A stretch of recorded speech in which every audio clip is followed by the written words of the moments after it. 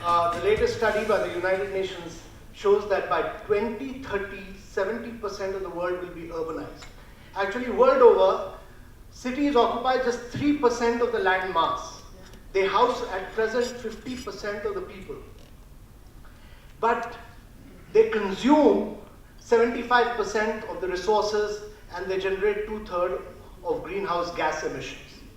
So if India was to follow the model of the European and the American world, we would require actually 4 planet Earth.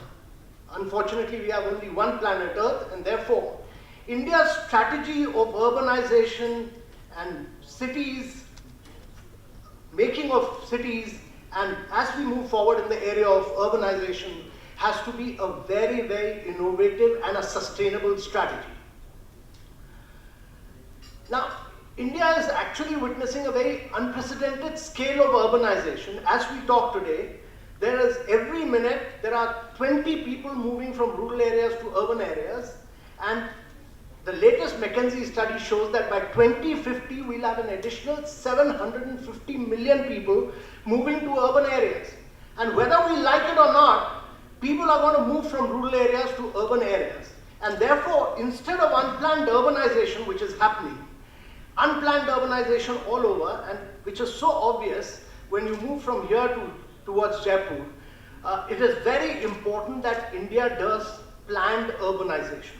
And the only way you can have safer cities is not by policing alone, but through a process of planned urbanization. And planning is very critical.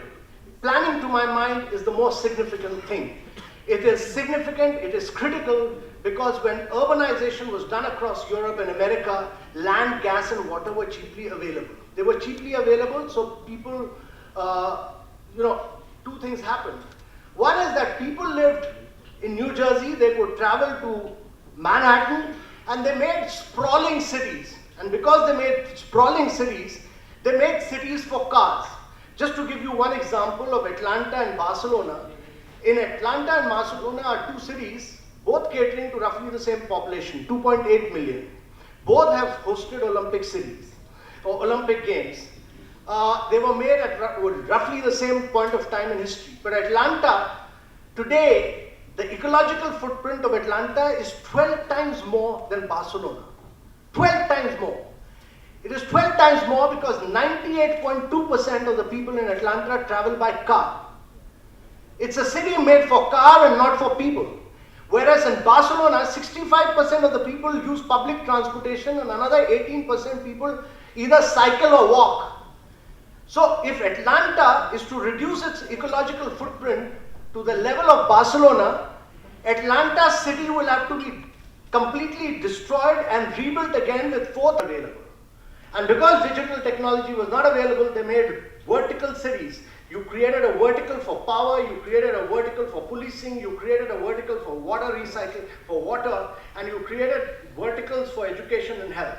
Digital technology today enables you to create horizontal integration of all these aspects. And you create a very good horizontal integration, and that is what is increasingly being talked as smart cities by IBM or smart and intelligent cities by Cisco, or what the Koreans are doing as ubiquitous cities. They create central command room and manage all these public services, including policing, including surveillance, including traffic. And that is what this young officer Rakesh Asthana has done in Surat. And therefore, it is possible for India, as it moves forward, to make a quantum jump using technology. The only way India can make a quantum jump in this process of safer city is through a process of a quantum jump using technology. And the third issue I want to stress is governance.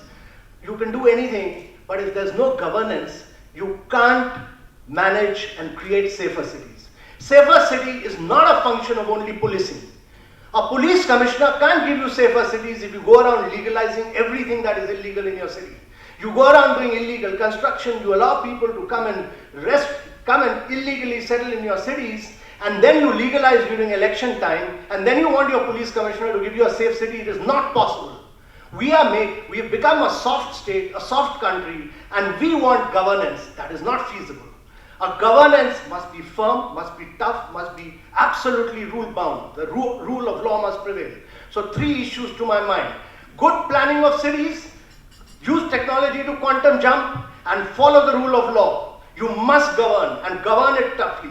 A soft state can never give you safe cities. That is not feasible, that is not practical.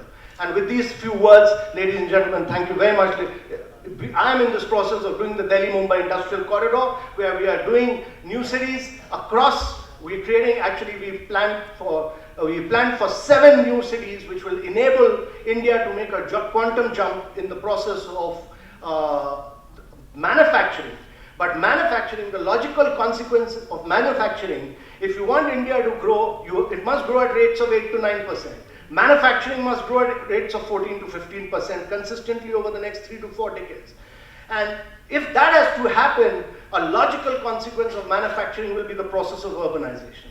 And the process of urbanization, I think to my mind, is the most critical, the key challenge for India. That will decide whether India will make it big and create jobs for its young population when it passes through this window of demographic transition.